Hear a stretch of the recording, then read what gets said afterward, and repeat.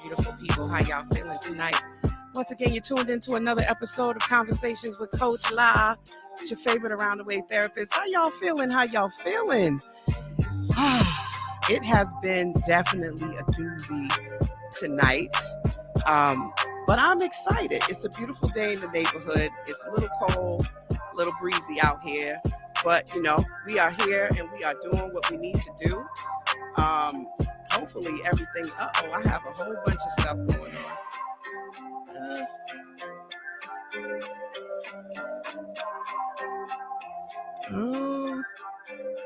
I think I got some technical difficulties, and it's saying that I'm not live on everything. But the beautiful thing about live radio is that I'm still live on iHeartRadio, even if this live stream is giving me a hard time. So there's some places that probably will not see it this evening, but we got a great show for you this evening because we are going to be talking about men's mental health, and we are going to be talking about relationships and dating and vulnerability from a male's perspective. And I have some great individuals that are going to be in the building with me tonight from the Sparring podcast. And I'm going to have these brothers help me out and being able to tell me who they are and what they do and, what they want the people to know about them. So first and foremost, who do we have in the studio with me tonight? I'm going to introduce them one at a time, but I'm going to bring them on camera first. Can you guys, how y'all doing, guys? So I'm gonna talk to you by name. Y'all gonna have to pull y'all microphones. Oh, y'all don't even got your headphones on yet. Headphones are on the other side. Y'all headphones is on the other side. Okay, let me get y'all mics on too. All right, here we go. Everybody's mic is on. Yep, mics are on. The little plug is on the opposite side, so y'all can plug into there so you can hear what's going on. Yep, it's right here. The plug is right there. The little black thing is on the opposite side. Y'all do it. Yep. This is what happens on live radio, everyone. Y'all gonna give us a second. We're gonna get it all together. Thank you. I appreciate that. All right. So everybody's in. Everybody can hear. Turn their volume up. The little levers. I can hear y'all. Bring y'all mics closer to y'all. I can hear you. All right. Mic check. All right. Everybody's live. So I'm going to say each person one at a time and introduce you. So first up, we got the chef. What's going on? Yes, chef? I can hear you loud and clear. So what I love, I got a chance to eat your cooking. You can definitely burn. Appreciate it. And I love the work that you do with the young people. Thank you. Now, you have been a part of the podcast from the very beginning. Yeah. Yes. I mean, we all have. Yeah. So you're one of the founding members. We also have Mr. Maritime. How you doing, Mr. Maritime? Yeah. Yep. Let me turn you up too. Make sure you're up. Go ahead. Talk in the mic. All right. One more time. Still don't hear you. All right. Here we go. There you go. Say hey. Hello, how y'all doing? Yeah, there you go. I hear we got you now. All right. So we got Mr. Maritime. Now we go way back. Yes. People don't know that. Like we was like familiar social media strangers, if that's even a thing, right? So I knew of him. I don't know if he knew of me, but I used to wear this big afro and we ran across each other in Slades. So, he also is a chef. That's interesting. Got two chefs on the same podcast. Mm-hmm. So you're also a chef and a dad, and you've come on my show before. Yes, I am. Mm-hmm. That was interesting. We talked about loyalty when you were here last time. We had a good conversation. And then we have the man of the hour all the way on the end. I loved your post because I said, when they tell us to go low, instead we're going to go high tower. People really liked how I did that wordplay. So you as well are the voice of reason. You are the person that kind of comes and reels all of the guys in. Yeah, I try to be. Awesome. And then we have DJ Payne. Let's bring him on. Where you do? How you doing? What's going on? Y'all can hear me? Yes. Y'all hear him? Gretzky. Yeah. Yes, sir. Bit more. Here we go. How about that? One more time. Mic check. Mic check. Y'all hear me? Yeah. Yeah, I got him. All right. Everybody got him? I'm going to turn this mic up just a little bit more. All right. So we got the whole crew in the building. All right, guys. So give me a little bit of background. How did y'all come about putting together y'all podcast, first and foremost? Just so people can get a little bit of background, learn a little bit more about you, when they can have you, when do you air and all of that good stuff. So that way all of the people on iHeartRadio who know nothing about you know a little bit about you. And then I'm going to jump into some of the juicy topics that I want to talk about. Can we go back to some beers at the round table, or when we decided? Yeah, I think it's when we decided. We had talked about the idea for a number of years before we actually did it. It was on a cruise. Yeah. It was 2015. We were on a cruise, all of us together. And we were having conversations then, you know what I'm saying? Like, we were going to do this, talked about it, and pretty much dragged it on for like 5 years until the pandemic came. And then that kind of forced it. Then we was like, no, we doing it right now. Yeah. You know what I mean? Yeah. Kind of just jumped in it with 2 feet. Not really a bunch of experience, you know what I'm saying? But we knew something we wanted to do. We had the time, and we just talked about it together collectively. Mhm. You know what I mean? And just made it happen. Yeah. So, you know, a lot of people have aspirations about coming into the podcast industry. It's like become a thing. And I remember earlier on, we didn't see as many people podcasting, you know, but now it's just like everybody wants a podcast. Just spoke at a retreat in the Cape, and 3 of the women that were there had aspirations and had wrote down that was one of their goals. So, all right. DJ Payne. Yes, ma'am. How you feeling? Tired. I just had my son here, so I can't hear DJ Payne. Can y'all hear him? Either, you know? You gotta turn your volume up, DJ Payne. hold on one second. So put some bass in your voice. Yeah, because I can barely hear him. I can barely Mic hear check. him on my Can y'all side. hear At me? first I could hear him, but now I can't hear him anymore. Can you hear me now? We good? You know, Payne's an introvert too. Is he really? He is. Well, I don't think that's the sound that's happening. But yeah, I don't know why he's not as clear as he should be. Check. Can you hear me? Can you hear me? But it's funny, I can hear him faintly. Yeah. Yeah. So That's I don't know weird. what that is. Let's see. Well, so DJ Payne, we can't hear you as clear. Some people can. They can hear you. Yeah, Marv said he can hear you. So people can hear you. So that's good. As long as the audience can hear you and you guys can hear him, we're good to go. So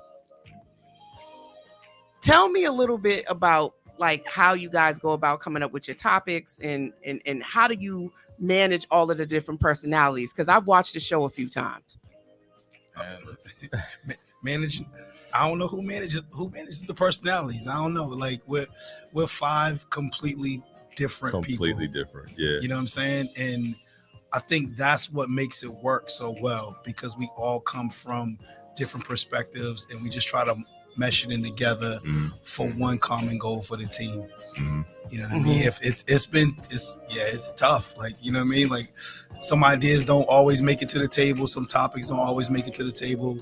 You know what I mean? But, you know, we compromise with each other. You know what I'm saying? Like, well, okay, we'll use this for that or this for that. You know what I mean? Like, yeah.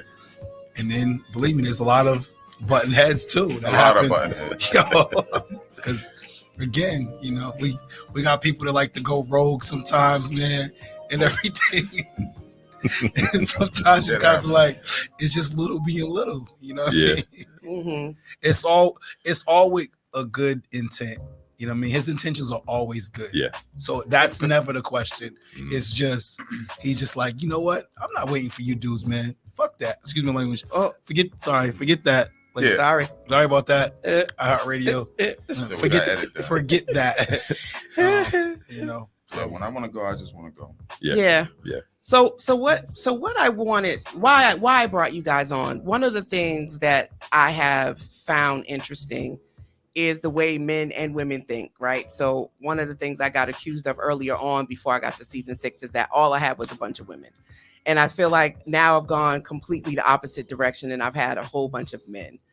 And so tonight's conversation, we really wanted to sort of be able to have all your different personalities and perspectives, because I think that adds some depth to the conversation. And I'm curious, and I know a lot of people might be curious about what men think, especially women, but I think there's not always a space for men to speak candidly, be vulnerable. And one of the things I admire about your show is that that's what you've created, and creating it is that you guys are being your authentic selves. Like there's no filter, there's no code switching. I mean, you guys just lay it all out, and you allow natural conflict, and banter and differences of opinion. One of the things, shout out to James Lambert, he said, attack the idea and not the person. Yeah. And I think you guys do that really, really well. The other thing is, amongst women, shout out to all of the ladies that's listening. You hear a lot of women say they have a very difficult time making female friends or connecting with women. They prefer to connect with men. Have you guys ever heard that? Yeah, on occasion. Yeah. On occasion. Why do you think, do you got an idea why that might be the case, that, a lot of women find it more challenging to connect with each other and prefer connecting with men? I think it comes down to trust. There's a level of, maybe women think there's some sort of ulterior motive behind those connections. Like what she really want, why is she really over here? Competition. Yeah, competition, or she has something I want. You know what I mean? So is that to say men don't have that same idea, that like competition and jealousy, envy and stuff like that, and trust issues? No, I think we do, but I think we keep the emotions separate from those types of situations. Like we can kind of take things at face value and then kind of adjust on the fly. Oh, that's interesting. So is that why I've heard and witnessed men be able to like literally go to blows, like have a fist fight and be cool the next day? Depending on what that fist fight was for. Yeah. Was for. Okay, so give me some examples. What do you mean? What kind of things would allow you to punch somebody in the face and then still dap it up after? Like one of my friends, like, yeah, like I've seen guys like literally get mad, fight. They put it in a lot of movies too, where you get two brothers, they fist fight, two best friends, I have a fight, and then they're good after. Like women don't usually fight and then be good after. They don't really put that in movies. I've never seen that demonstrated or displayed, but I've seen brothers do it. Men do it. I mean, sometimes it's necessary. Like if things are built up and it just, you catch someone on one of those moments, regardless of who it is. And then if you could be man enough to be like, you know what, man, like, yo, we got that out the way. Like we good after that. Like that's, men are different in that regard. Like, we're not going to hold on to a grudge or something like that with another. At least I don't. So I can't speak for someone else. So are men and women are that different, that men don't hold on to grudges and don't have jealousy, envy? Y'all are like just buds? No. That happens. No. We're not saying that at all. That's not easy to say. It doesn't happen. No.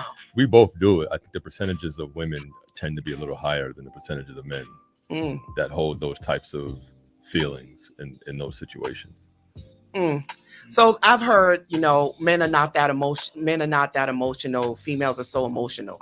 I mean, as a therapist, I think that's just BS, right? I think that we're all emotional. Yeah. And I think anger, frustration, all of that, those are emotions that men demonstrate, but then are not considered emotional. Like, I think that needs to just get thrown out the window. I think we're all emotional. Just how we show up might look a little bit different. But I think we're all emotional. I agree. I think we men definitely are are more emotional. Some people wear it more on their sleeve than others do. Like just, it's like a badge of honor for them. You know what I mean? All right. So that kind of brings me to my segue question about therapy, right? So we know that historically, or even just in general, statistics show that men don't go to therapy, or don't necessarily find it useful. They've reported to go to therapy as much as women. When I do couples therapy, you tend to have the wife go to therapy first and dragging the husband along. What do you guys think about that? And what does therapy mean to you? I mean, Since we're all emotional. We covered that, right? We're all emotional. Therapy for me, means just I'm finding ways to deal with untreated trauma that I've had or went through throughout the years, right? And growing up, like, it was frowned upon. You know what I mean? Like, you had your fathers and your uncles and stuff telling you, like, yo, no, man up, toughen up. You know what I'm saying? Mhm. Like, and like, it was cool, but at that time, but it was the wrong advice, because you messed up a lot of people with that. You know what I mean? Like, everybody just isn't built to just bottle everything up that they're dealing with and never find something as a form of expression to let that out. You know what I mean? In some regard. And therapy is big. Like, I've did therapy when I was in a relationship years ago, couples therapy. I was just doing it recently, like a month or so ago. I'm actually looking for another therapist. You know what I'm saying? So yeah, I think it's very necessary. And again, older me sees it differently than younger me did. You know what I mean? Now I know, I know I need to talk to someone about some of the things that's going on. You know what I mean? It's been a lot of death and stuff like that. And I can't keep treating it like it's just a normal thing and not find some sort of outlet to express myself. It's just trying to find your peace. Yeah.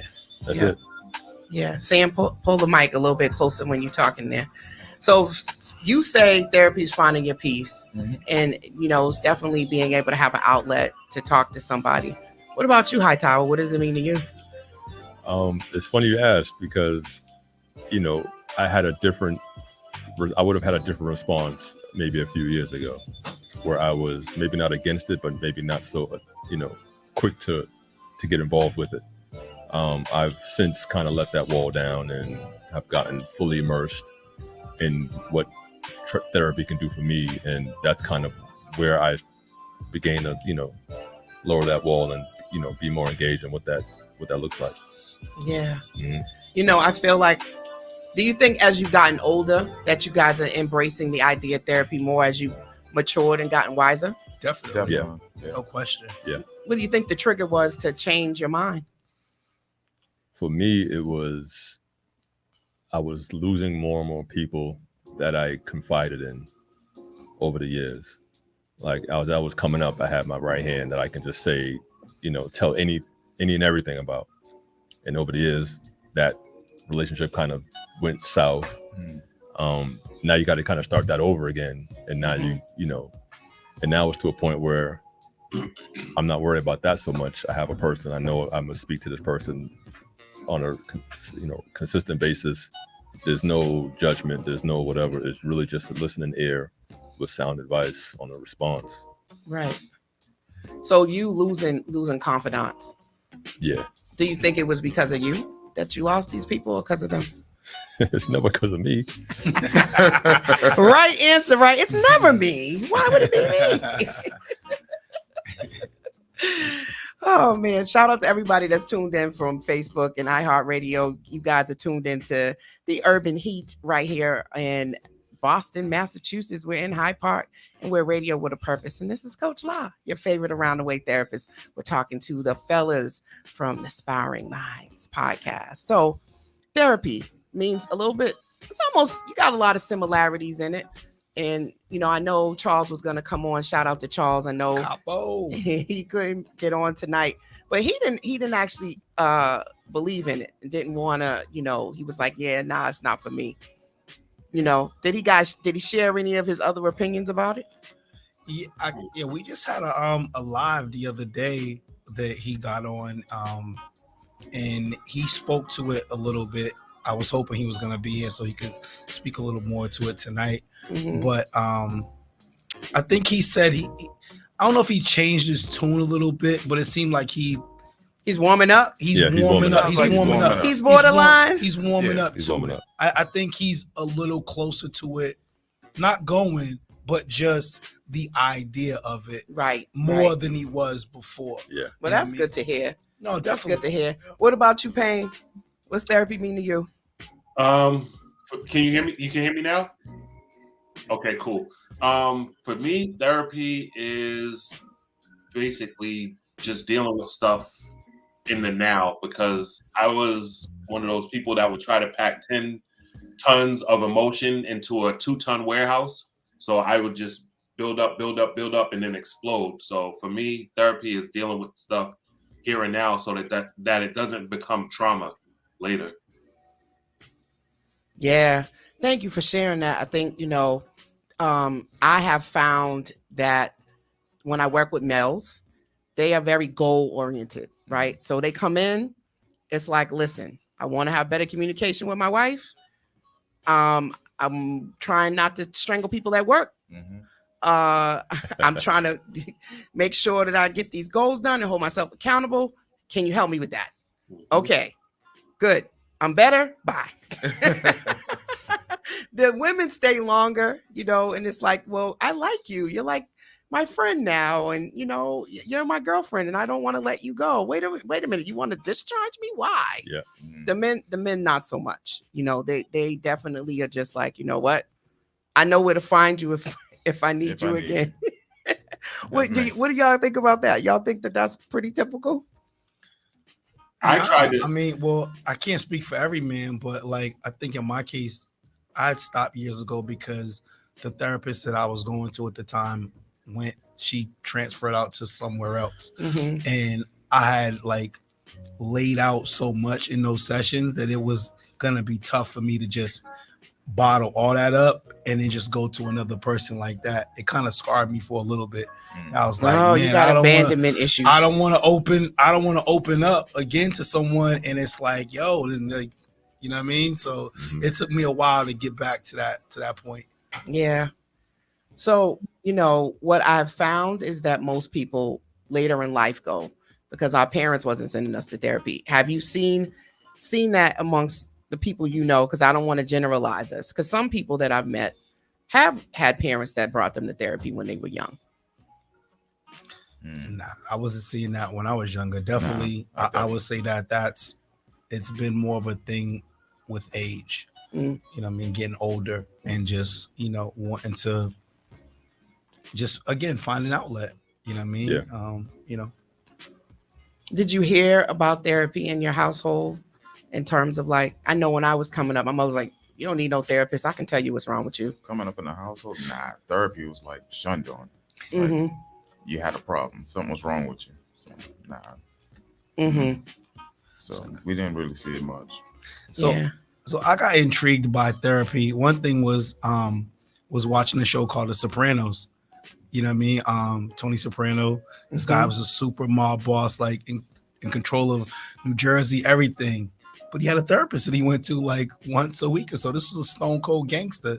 And I was like, wow, that's like a stone cold gangster can go and express how he feels and the things that he's going through. And he has all these issues. So that was one thing that kind of like helped intrigue me a little bit, like seeing that on TV, because I love that show. Yeah, that was good. Even though didn't he end up getting like had a romantic interest with his therapist? Then he had no. He was dreaming about it. I believe it got close. I believe they did. Falling for the therapist. Yeah, because his therapist ended up having a therapist because of the session she was having with him. Yes, it made her. So wow. I am going to.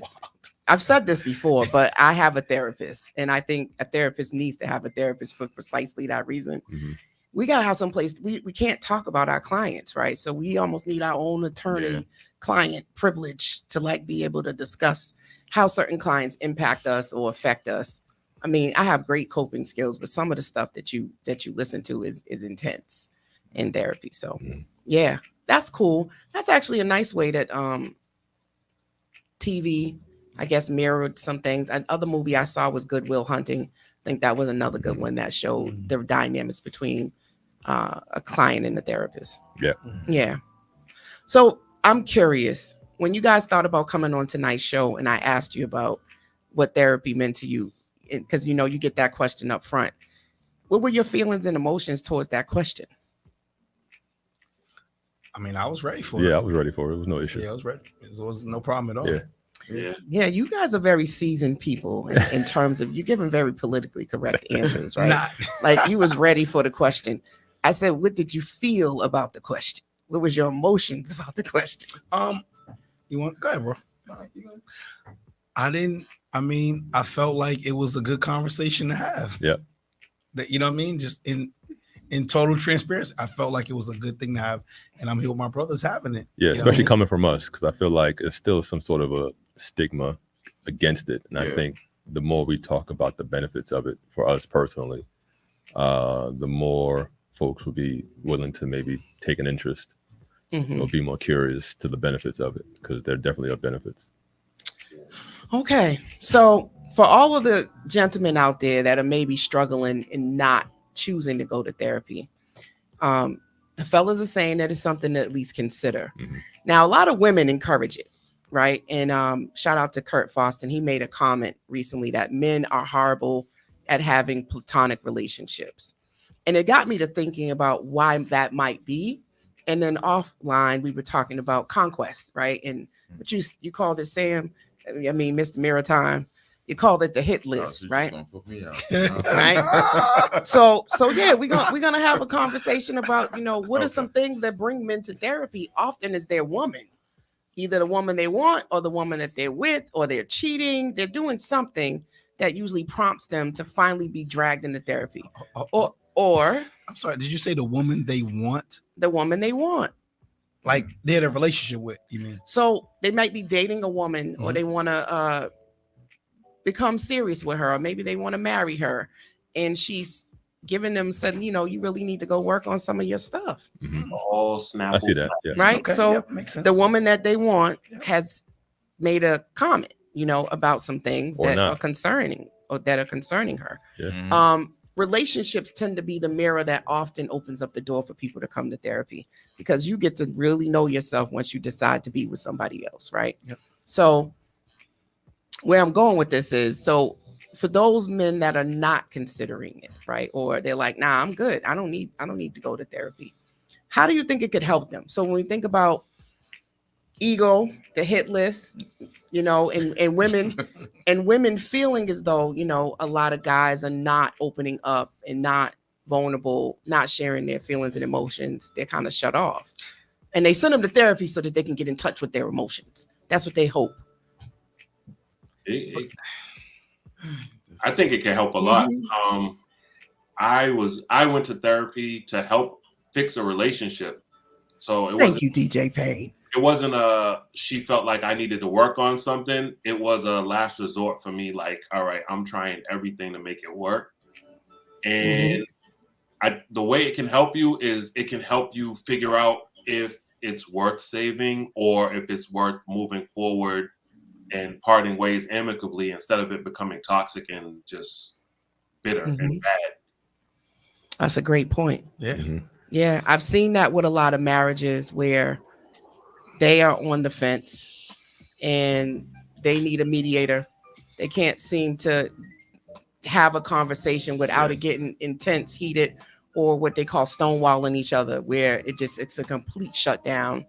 I often say, cheating is so much about needs and, affection, validation, admiration. There's so many things that cause people to sort of go outside of their union because whatever they're not getting something, right? And they don't either, maybe they've articulated, because it's not always that people are not telling their partner.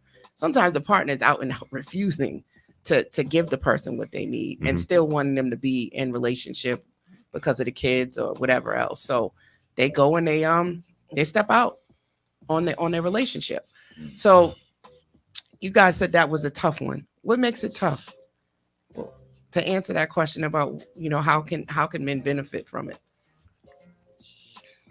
I mean, you can benefit because hopefully it'll get you to be more vulnerable with your partner to talk about stuff. The only problem with that is, and we had this conversation before on our show, is that sometimes that safe space with women to be vulnerable is tough, because if you say too much of how you feel or you put too much of that out there, sometimes that can get thrown back against you. You know what I'm saying? And Thank you for saying that. And try to see like, you're less of a man. So it's like, okay, you want me to talk about Be how I outspoken. feel and stuff like that. And so then when I do it, then you're just gonna turn around and throw it back up in my face. And like most men, it's like, okay, now I'm really just like, I'm gonna shut down at that point because it's like, well, I can't be vulnerable and talk to you about what's going on or whatever the case may be. So I mean, I don't know. It's you can't want us to be vulnerable, but then don't allow the safe space or the for us to be that way too. Yeah. It's almost like they want you to be vulnerable as long as it's what they want to hear. If they don't want to hear it, then forget it. Keep it to yourself. Ladies, I have to agree with the fellas on this because I have seen that where women have said they wanted the vulnerability, but are you really ready for his vulnerability? Are you going to make space for it? And the idea of throwing it back into your face, just so I'm not assuming, what does that look like to have it thrown back in your face? Well, I cursed before, so I don't want to curse again. But you can be called all types of bleeps about, you know what I'm saying? Like, is it the N bleep or is it the B U B A? Okay. You know what I'm saying? Oh, All right.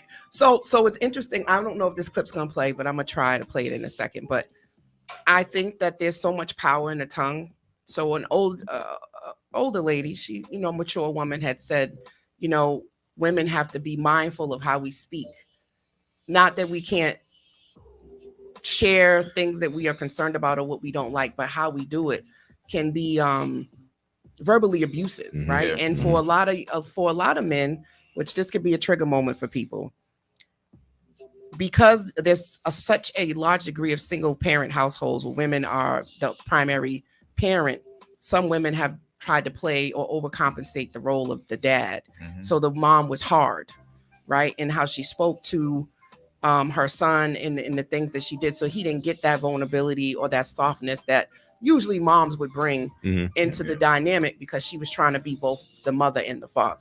So there was a part of her that felt like she needed to make him tough. So she tried to do that. Yeah.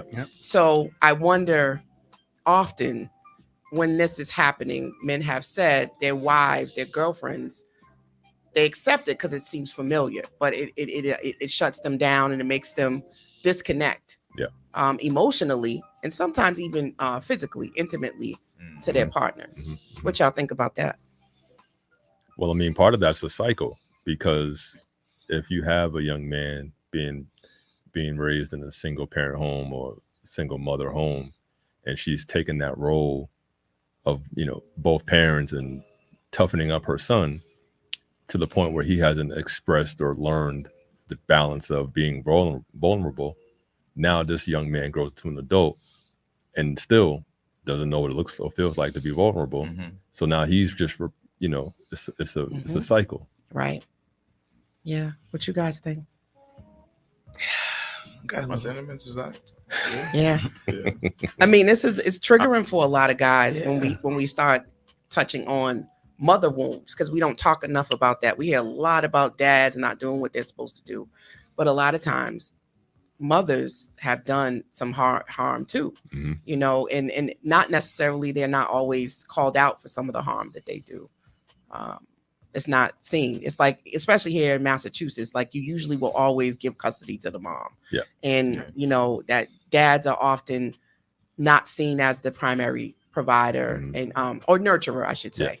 So, there was when I was working at my previous job, one of the things men said, like they could be on the list, for instance, for pickup for their kids. They would call everybody else before they would call dad. Like his name is on there, but he would be the last person that they would call instead of right after mom. Yeah. So like this was something. When they go to a medical appointment, mom and dad will sit there and they will direct all the questions to the mother. Yeah. And often the father would know more about what was going on with the child than the mother did, but it was an assumption that dad didn't know anything, or they didn't even address dad when he was in the room. So this is, some things that men have reported that have been stereotyped that they deal with on a ongoing basis. So if this is how society in general, you heard that statement, mom is always daddy maybe. You ever heard that statement? Yeah, mama. I Nah. heard what is it? Mommy's baby daddies maybe or something like Yeah, that. like I heard mommy's always daddy maybe. So it's like, the mother is always the primary person. So when you have single moms with that type of messaging, how does that play into how they raise their own children?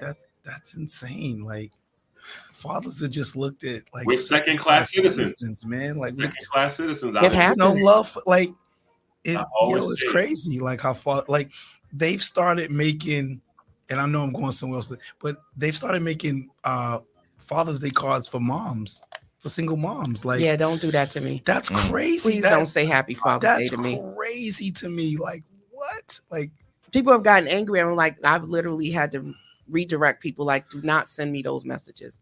I'm not gonna respond. I'm not gonna say thank you. Just celebrate me extra on Mother's Day. Yeah. I'm not a dad. I'm a mother, and that's all I'm trying to be. So you have a problem with it? Yeah, I don't like it. Yeah, I said. So the interesting thing. So I'm a true single mother, right? What that means is I don't have a co-parent. Some people say they're a single parent, but there's an active co-parent, and you're just single in terms of your status, like you're not in a relationship. But I'm truly a single parent, and I remember the conversation I had with my son's father very early on. I said, listen, I don't know what role you're going to play.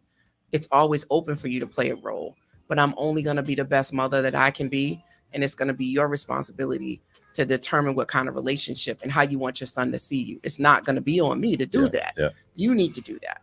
And I've stayed very true to him having that responsibility, So yeah, I'm only a mom. Try to be a really good one. Yeah. Yeah, listen. That's it. That's all I'm gonna do. So you guys, I told you I had found something which is in alignment with this before we move on. Because how many of y'all are girl dads? All of us. Everybody. Of us. Everybody on is a girl dad, right? Except for Jones isn't here with us, but Jones is the only one that's not a girl dad. He has two boys. So this is a controversial question. Would you want your daughter to date you now? The man that you are now, would you want your daughters to date the man that you are now? And would you want her to date the man you were maybe 10 and 20 years ago? She could probably date me now. She couldn't date me not even 5 years ago, maybe. I don't know. Not 5 years ago either? Maybe not.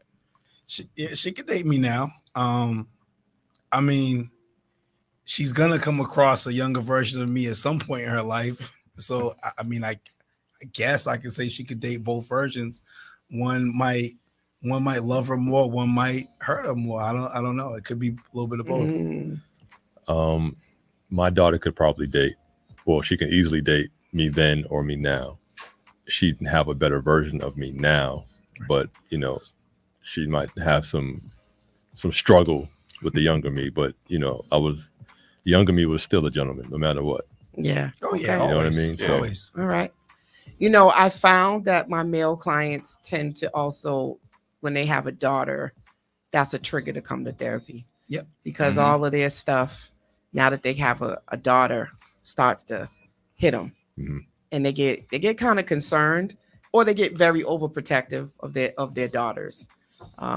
So I remember my father, God rest his soul, he all he wanted was all of his daughters to find a guy who was going to be a provider, respectful. That was something he wished had happened before he had left out of here. Unfortunately, I did everything else but that. I didn't give him that wish, but maybe before the time's up, I'll I'm still single. I'm still single. But anyway, we ain't making this about Coach. All right. So here's what someone sent me, and wanted to sort of get you guys' opinion on it. So there's a version for ladies, and the first part is for ladies. So here's what the advice was. Don't think having sex with a man will make him love you. You will only get confused with your feelings. Learn to draw the difference between love and sex.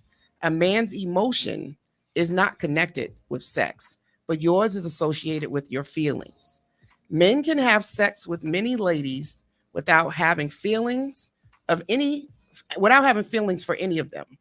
But a woman finds it difficult to let go of a man when she enjoys sex with him. So that's the first part. Gentlemen, don't pressure ladies for sex when you're not ready to take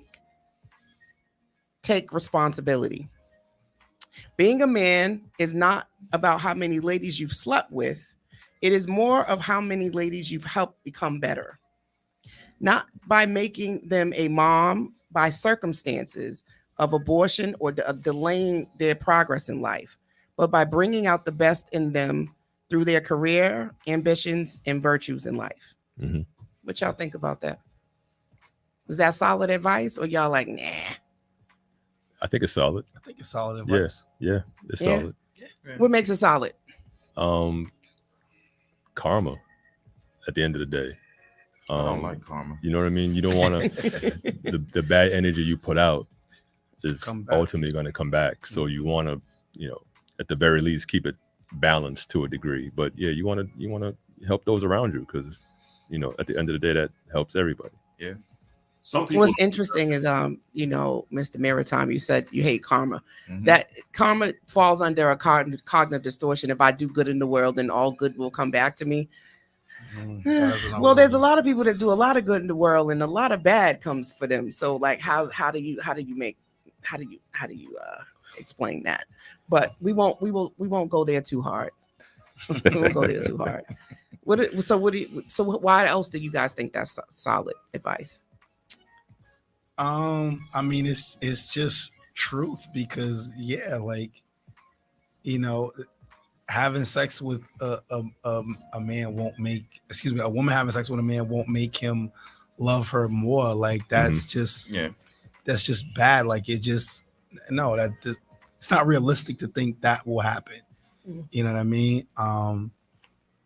He may like having sex with her, but he may not like her as a person or whatever. Well, he could just separate that from it. So men are able to separate their emotions from sex. Yeah, you know what I mean. Like where women, you think all men can do that?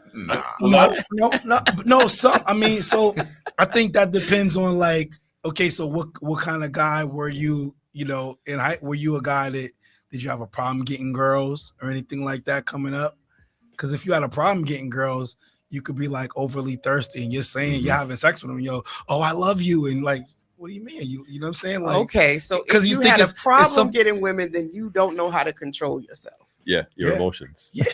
Oh, that's what it is. You know what? A lot of people with hit lists that got emotionally involved with everyone. They didn't want nobody else dating them or talking. So then it's more of an ego thing. That's ego. That sounds more like ego.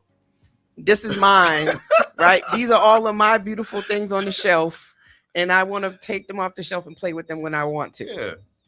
Okay. That was high school. So no, but let's go back to if you were having a hard time getting girls. So then when you get your first piece, you just all over it. You just done. Oh, I love you. I want you to be my woman. Is that what y'all saying? So there's a level of that in that. Yes. Yeah. So is that then possibly why men are encouraged to have so many women? Is to learn how to manage that? Oh man.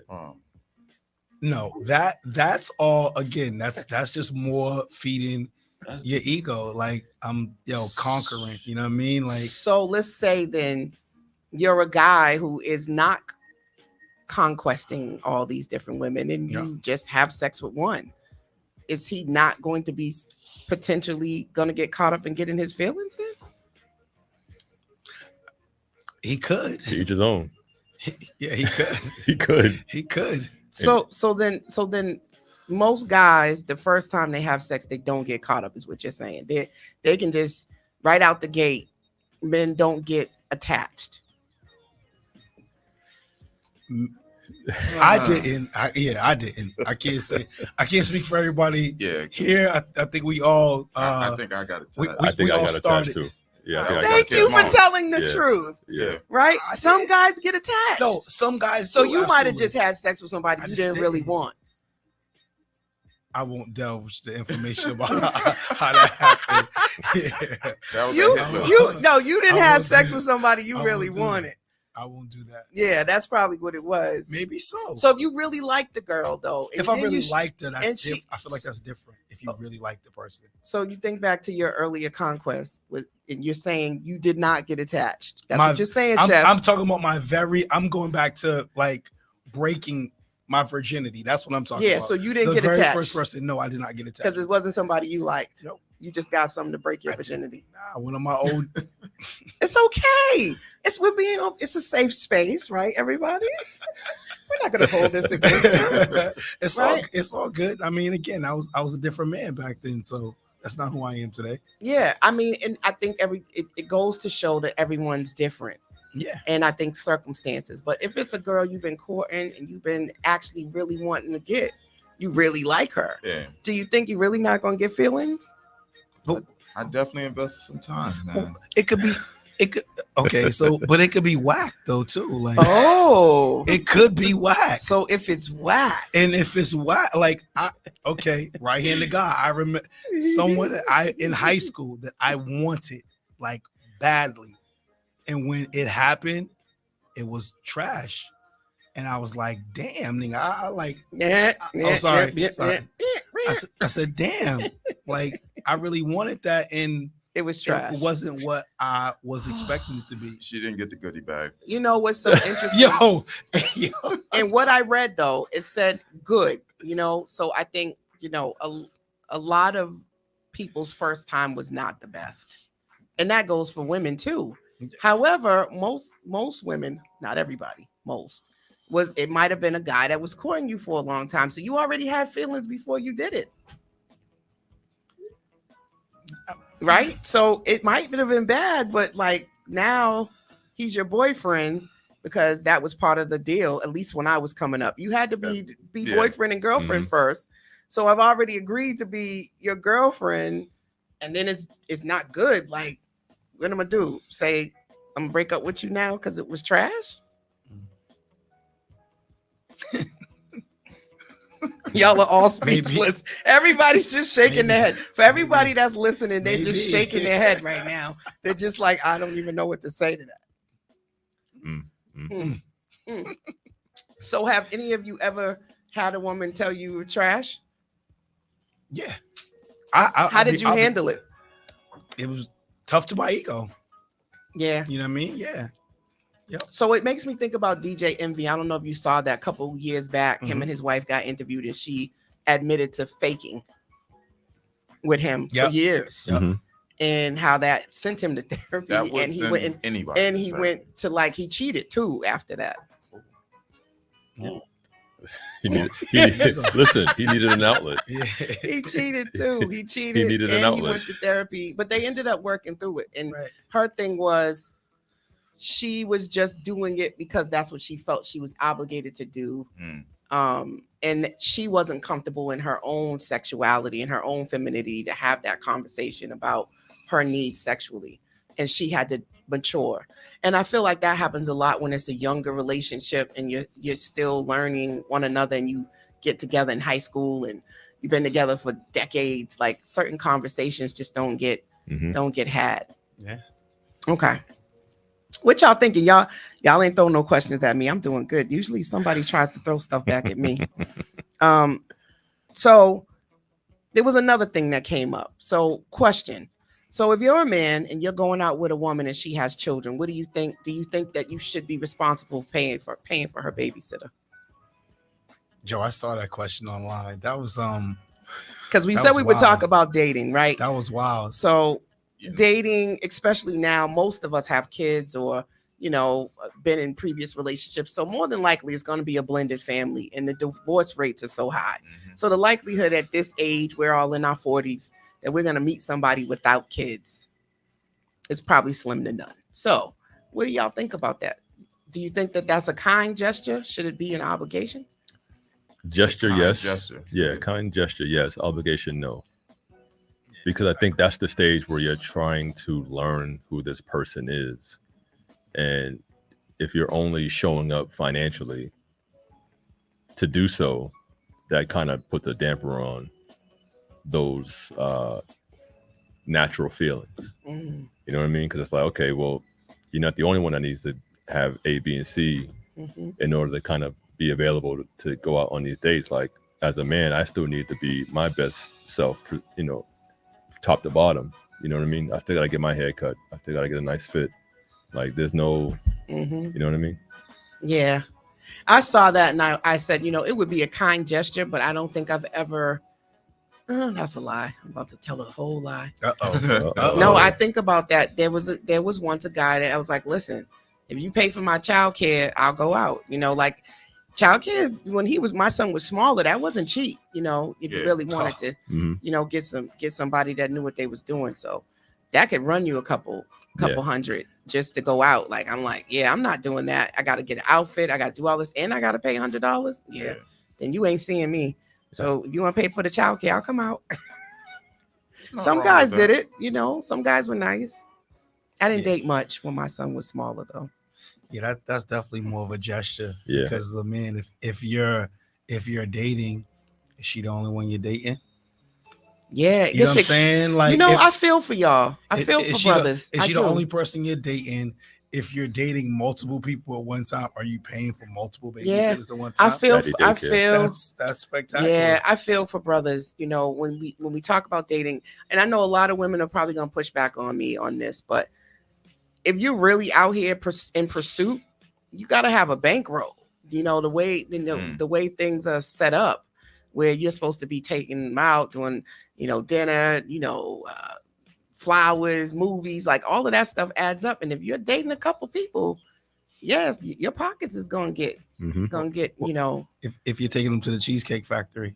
I mean, and even with that, I know that was an ongoing. Cheesecake Factory is not cheap. It is not. That was one of my favorite places, and we would spend a couple $100s in there easy when you add drinks and stuff. Mhm. So I don't know. That was the most stupidest thing ever about that. Dang, look at me taking me to the girl bye.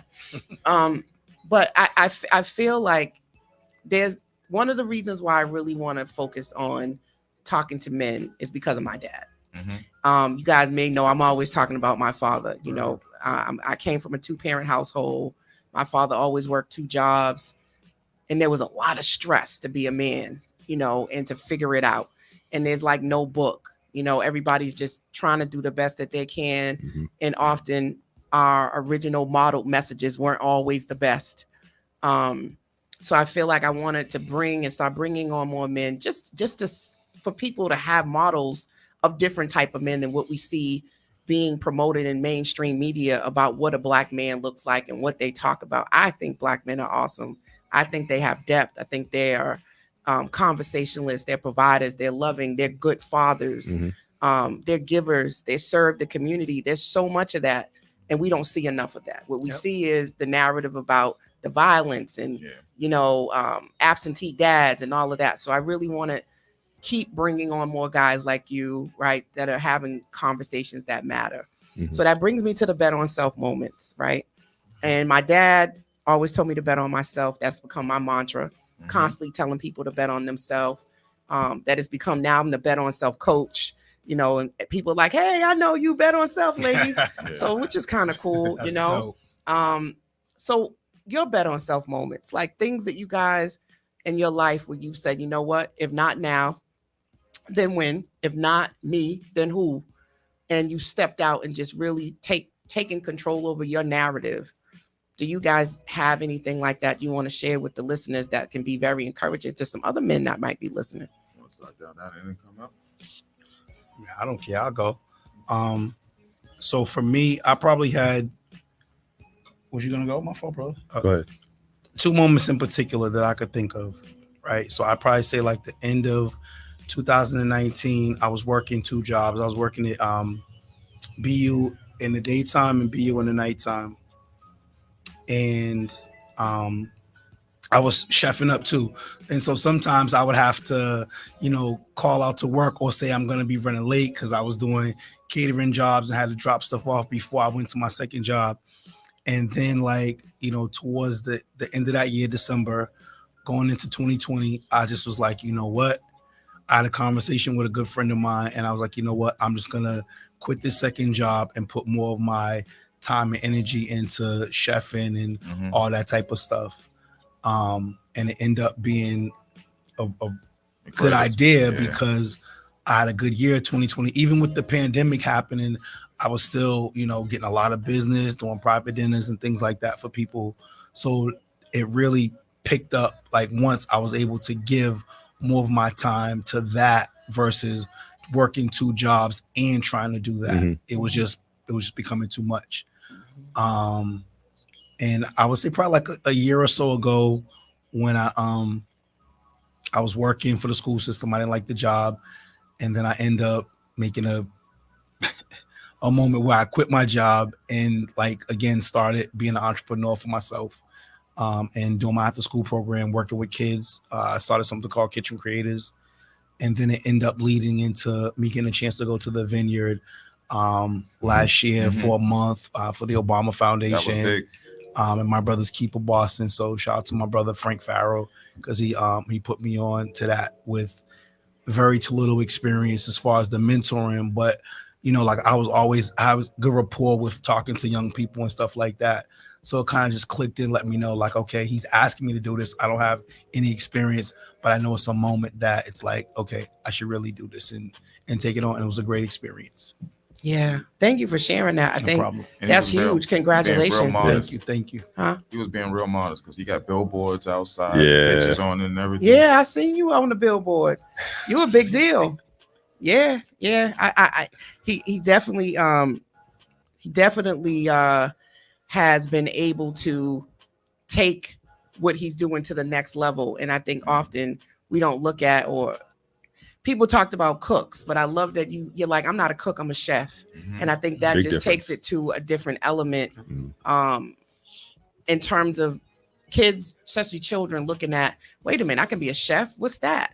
I think that's the same thing with being a licensed social worker, right? But I'm a licensed independent clinical social worker. The lens of what a social worker is for most people is very narrow. They don't see us doing all of the things that I'm doing. So I've just expanded the thought process around what a social worker is and what we can do. So shout out to you for doing the same thing in terms of the culinary arts career. Yeah. So what about the rest of the crew? You want to go? I'll go. I've had a few of those bet on self moments. I think the one that stands out the most was when I became a father.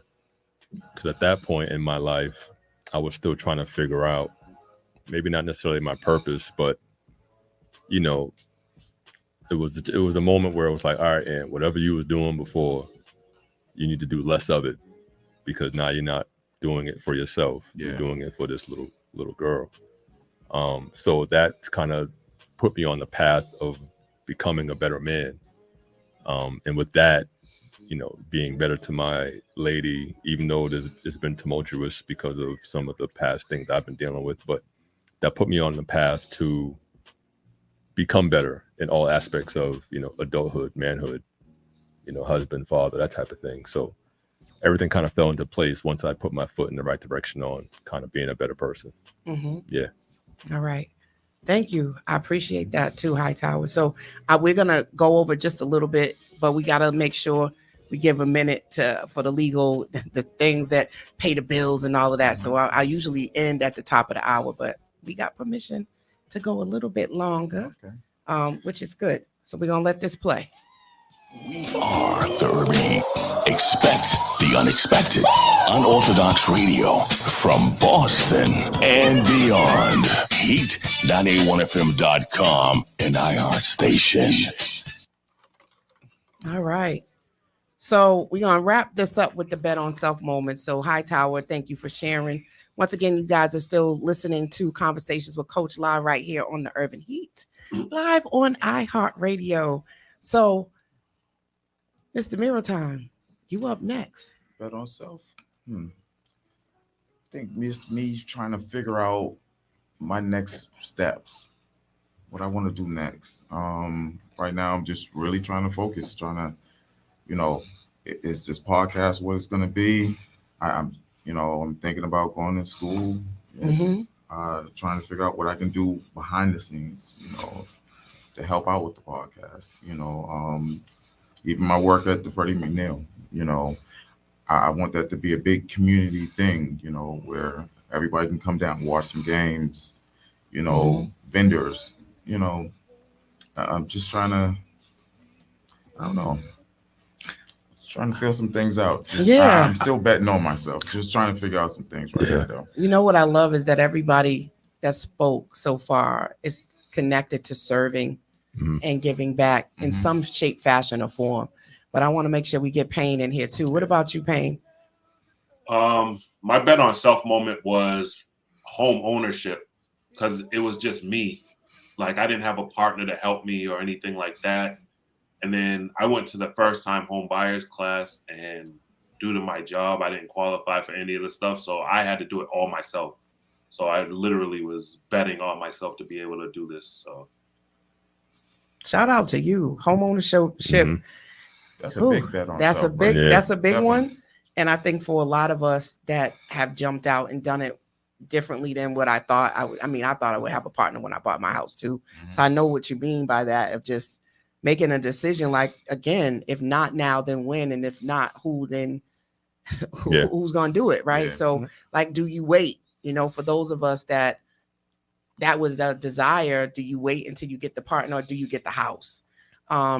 There's a gentleman, I wish I remembered his name, but he was saying, you know, finances before fiance. He's doing a whole talk about mortgage before marriage, of getting your financial house together prior to getting married. Now, that's a different school of thought, though. I mean, a lot of us is like, you know, got together with our partners and built up with them. And so, you know, I think, you know, to each their own, you know, in terms of that. So, fellas, any closing thoughts, you know, of what you want to share with people? And of course, your season is about to start up on March 1st. So I want to make sure to give you some space to talk about the new season as we wrap up today's show. I mean, I want people to know that, like, you know, despite what we were taught when we were younger about therapy, it's dope. You know what I mean? It's not a bad thing. It doesn't make you less of a man, doesn't make you a weaker man by doing it if it's something you decide to do. You know, if for people who don't have an outlet or just don't have someone that they may feel they can trust and talk to, and even if you have people that you can confine in and talk to about stuff, it's always good to have an outlet of a person who doesn't know you, who can only speak from a place of, you know, what you're telling them, and they can respond in that. You know what I mean? Like, I know I can always talk to these guys about whatever I'm going through, but you know what I mean? Like, to have someone who doesn't know me to be able to speak to me in a different light, I think would be a good thing. So I think that's what I would say for people. Like, you know, don't take anyone else's thoughts and perceptions on it. Go and see for yourself and experience it. And I think once you get past the stigma of thinking it's such a negative thing, you'll see, like, no, it's really dope and it's really good for you. That's a great point. Thank you. Closing wisdom, thoughts. It's like a mirror time, man. Come on, bro. Yeah. It's like a mirror time, man. Put me on the spot. Yeah, you on the spot. Mirror time, dog. You look like you was ready to utter something. Oh no, I was really listening to what are you saying. I know, right? He dropped nuggets. I almost was like, we can end it right there, but I'm like, I want to hear what the rest of y'all got to say. Come on, King. Yeah. I don't really have too much to say. Oh, you speechless? I'll jump in. Y'all got maritime speechless. Since when you at a loss for words? Are you kidding me? Yeah, I'll jump in. So one Speechless. last thing I want to put out to those that are looking to be better at whatever they're doing. You know, you got to make small goals. Sometimes you make too big of a goal and it seems too lofty to attain. So something I've been practicing over the last couple of years is just to be better the next day than I was the day before. You know what I mean? Because every day you're given the opportunity to have a better opportunity to do something else. So try not to be too hard on yourself for what you did yesterday. Each day you have an opportunity to be better. So yeah, that's dope. Church. Yeah, I have encouraged people to just try to be 1% better than you were the day before. Small, tangible wins win the race, you know, like it's a marathon for real. So don't be too hard on yourself. You know, definitely. I think that's the biggest thing. More kindness to each other, and don't be so hard on yourself. What's going on, DJ Payne? What's your closing thoughts? What's on your mind? Just kill this stigma of against therapy. Even if you have to do it in a small group setting, I have a group of people that I did that with last year called the Healing Circle. It was great for everyone. You got some stuff out.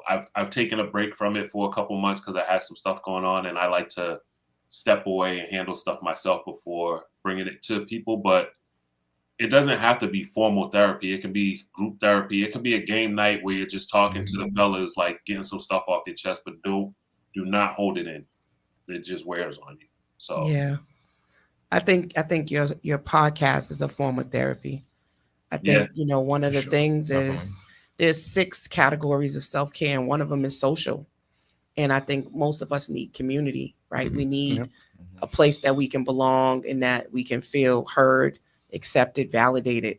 And so I shout out to you guys for creating that within yourselves, but allowing other people to sit in and observe it through your podcast, because I think we need more spaces like that, that are authentic and allow people to be themselves. I think that's super dope. I'm hoping that that's what I do on the show, is that I bring people in and I allow them to take down the mask for a minute and just have a conversation. Like, therapy is just a conversation. It's really, that's all it is sitting down and talking about what's on your mind.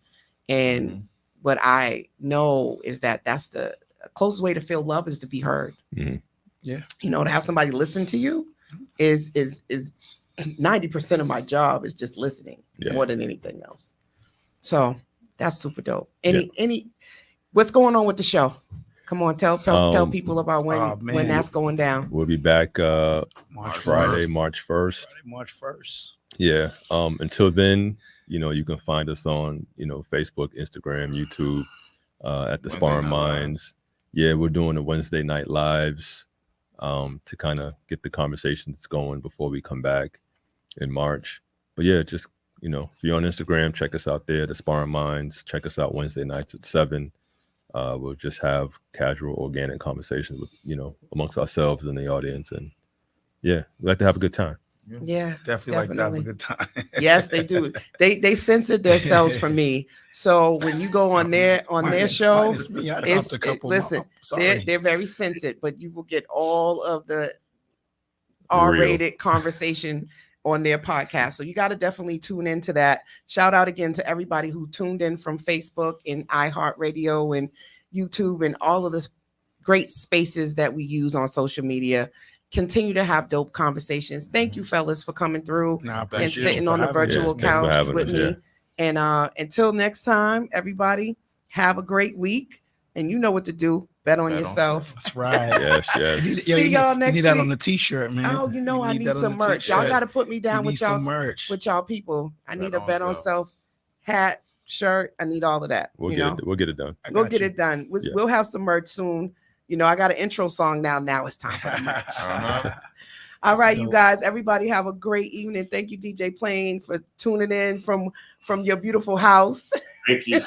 Capo out there listening, man. We missed you tonight, brother. I'm waiting on the invite. And then again, fellas, have a great week. And thank you so much. I appreciate you both, all 3 of you. Thank you. And shout out to D4 in the building with the coverage. Thank you very much, man. Shout out to Marv Neal. I know I'm gonna hear it, but I appreciate you. I so appreciate you. Appreciate you. You know, it's nothing but love, but I know I'm gonna hear it. So come on, Marv. Marv's a good dude. Be nice to me, but I know I'm gonna hear it.